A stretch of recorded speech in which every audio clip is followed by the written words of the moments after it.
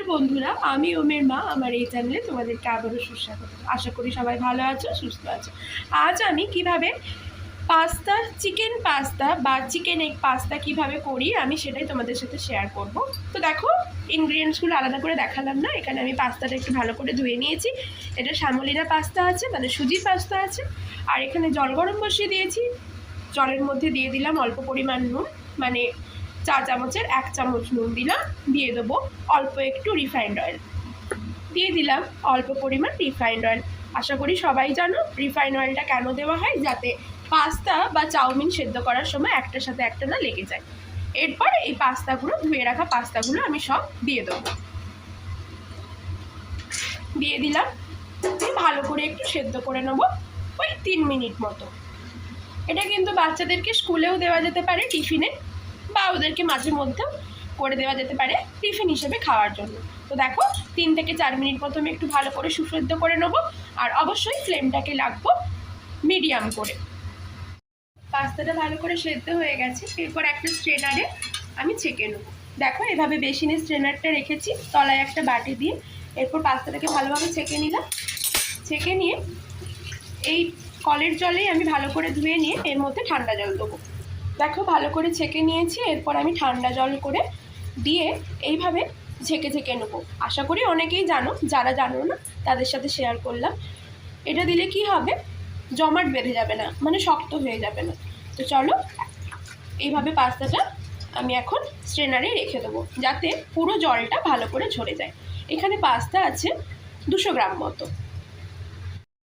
এখানে কিন্তু আমি 400 গ্রাম মতো চিকেন পিস নিয়ে নিয়েছি। এইভাবে পিসগুলো করেছি, অবশ্যই বোনলেস চিকেন। এইভাবে পিসগুলো করেছি। নিয়েছি 1 টেবিল চামচ মতো আদা রসুনের পেস্ট। আর এখানে একটু রিফাইন্ড অয়েল গরম করতে দিয়েছি চিকেনগুলো, পকোড়াগুলো ভাজবো। তো নিয়ে নিয়েছি আদা রসুনের পেস্ট। এরপর দিয়ে দেবো পরিমাণ আর পরিমাপ অনুযায়ী নুন। দিয়ে দিচ্ছি অল্প পরিমাণ হলুদ গুঁড়ো, মানে ছোটো চামচের 1/2 চামচ হলুদ গুঁড়ো। দিলাম কাশ্মীরি রেড চিলি। আর দিচ্ছি ছোটো চামচের 1/2 চামচ মতো জিরে গুঁড়ো। দিয়ে দিচ্ছি অল্প পরিমাণ গোলমরিচের গুঁড়ো, ওই ছোটো চামচের 1.5 চামচ মতো।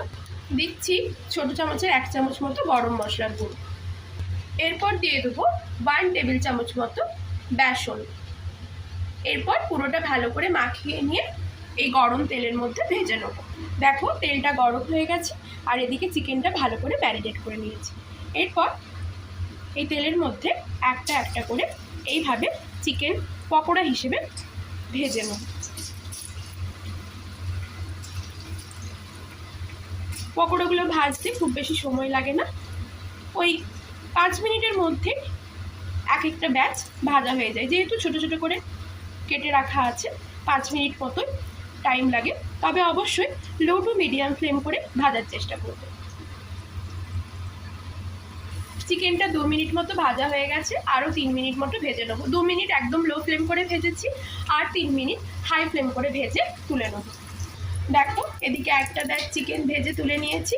এরপরে বাকি চিকেনটা গরম তেলের মধ্যে ভেজে তুলে তোমাদের সাথে শেয়ার করি। চলো, এখানে চিকেনটা ভেজে তুলে নিয়েছি।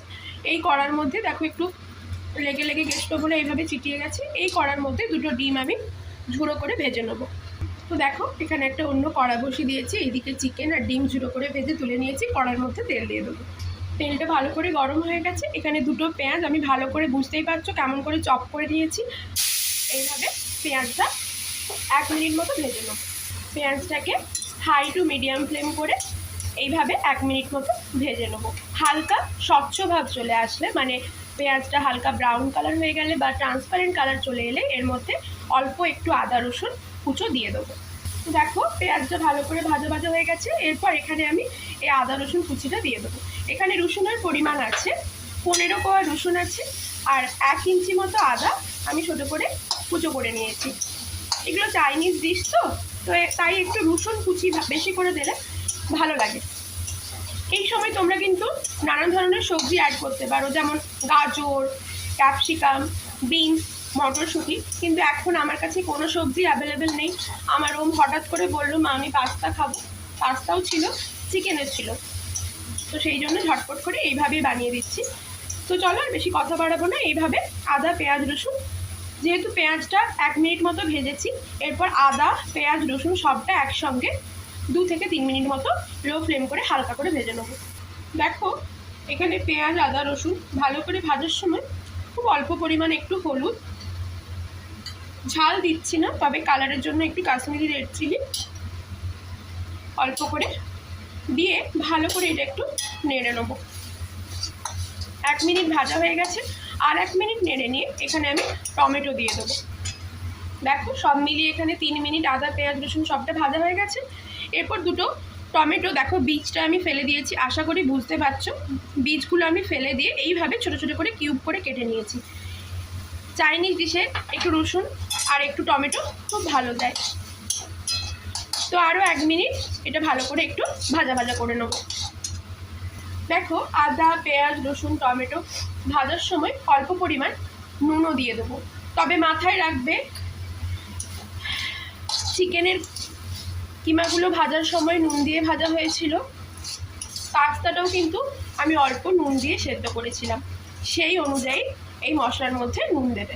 তো দেখো এখন মিডিয়াম ফ্লেম করে পুরোটা ভাজা হয়ে গেল, এর ওপর পাস্তাটা দিয়ে দেবো।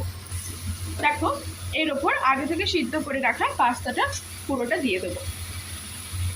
পাস্তাটা দিয়ে ভালোভাবে একটু মশলাটার সাথে মাখিয়ে নেব। দেখো মিডিয়াম ফ্লেম করে ভালো করে পাস্তাটা মশলার সাথে মিশিয়ে নিয়েছি, মানে পেঁয়াজ আদা রসুনের সাথে মিশিয়ে নিয়েছি। এই সময় ওপর থেকে 1 টেবিল চামচ মতো গোলমরিচের গুঁড়ো দিয়ে দেবো। আমি তো বললাম আমি ঝাল আলাদা করে দিইনি, গুঁড়ো লঙ্কাও দিইনি কাঁচা লঙ্কাও দিইনি, তোমরা চাইলে ইউজ করতে পারো, কিন্তু আমি দিইনি। তো দেখো এখানে ভালো করে গোলমরিচটাও মেশানো হয়ে গেল। এরপর এই ভেজে রাখা চিকেন আর ডিমটাও দিয়ে দেবো,